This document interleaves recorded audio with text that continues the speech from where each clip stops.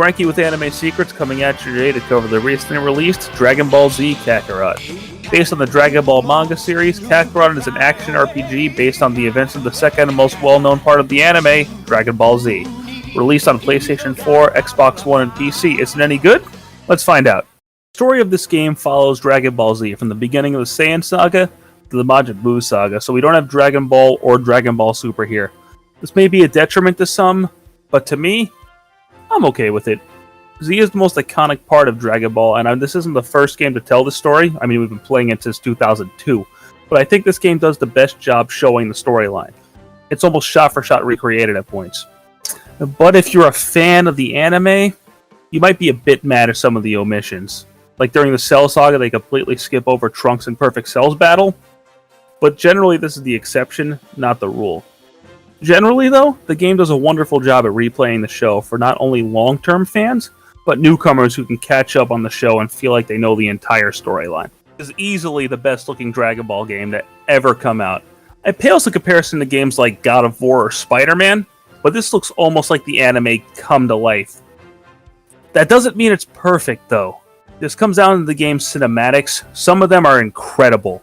The important moments are lovingly recreated, but the scenes where people are just standing there talking, oh boy! The scenes are very stealth and honestly kind of unpleasant to look at. The lip syncing isn't great either, but that's only a problem if you have the dub on.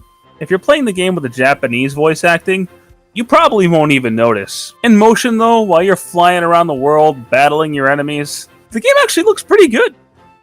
Game soundtrack and sound effects are straight out of Dragon Ball Z. For instance, we hear the original theme song, Chala Head Chala, and We Gotta Power from the Buu Saga, most notably. Thankfully, though, We Gotta Power is instrumental only. If you're a fan of the show's soundtrack, you'll have no issues with it, unless you're a fan of the dub soundtrack. Don't know how to help you there. Voice acting is pretty good, too, using the voice acting from the anime, Sean Schemmel's Goku, Chris Sabat's Vegeta, and so on. The dub isn't quite as good in-game, though, as it is in, say, Kai or Dragon Ball Super, but it gets the job done. Alright. Here we go. The most important part of any game. How does it play? As I mentioned at the beginning, this isn't a fighting game, sort of. This is an action RPG that reminds me in some ways of Kingdom Hearts. In the game, you have a pretty small roster for a Dragon Ball game.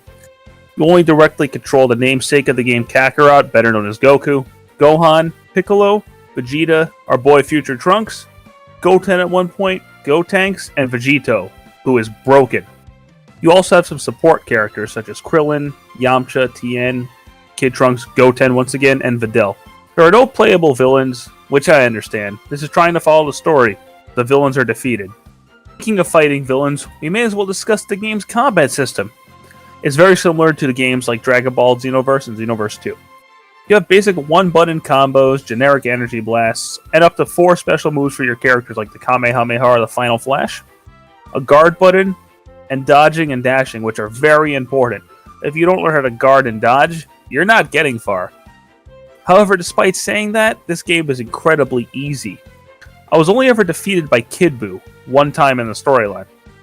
This isn't really a huge deal, but if you play a lot of games, say Dark Souls, Bloodborne, or even Jedi Fallen Order, this may be a bit of a letdown to you. If you're not in combat, you have the option of either running on the ground or flying, and you really should be flying at all times. The flying feels great and natural, how it should be in a Dragon Ball game. Superman games follow this formula, trust me. You go really fast too, almost like the boost from recent Sonic games.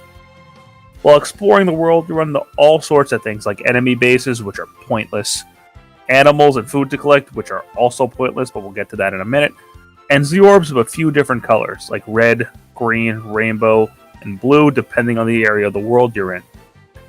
And some side quests, which I think is the game's biggest letdown. The side quests are almost always fetch quests that maybe have a fight in there somewhere. It really gets repetitive really fast. There are a few here and there that are different. One about Yamcha comes to mind, but I wish more of the side quests were like that. Something the game tries to make relevant is a cooking system to help boost your stats, but I never used it. It worked in a game like Breath of the Wild, but here, the boosts you get from leveling up are insane.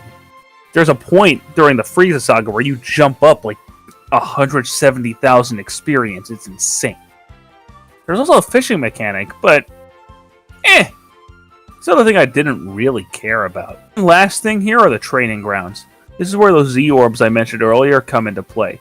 Collect as many of those as you can because they will upgrade your special attacks and your transformations. And the training grounds are where you'll gain access to some of the game's more powerful attacks like the Super Spirit Bomb and the Dragon Fist. There are some hiccups here and there, but the game really makes you feel like you're in the Dragon Ball world, and I can't help but love it. Dragon Ball Z Kakarot is a love letter to Dragon Ball fans. You could tell that this game was made with devotion and love for the source material, and I'm going to say that it is the best Dragon Ball experience ever put in video game form. But does that mean it's the best Dragon Ball game? I don't think so. I say the best game to ever bear the name Dragon Ball is Dragon Ball FighterZ. But that's a fighting game with Dragon Ball characters. This is a Dragon Ball game.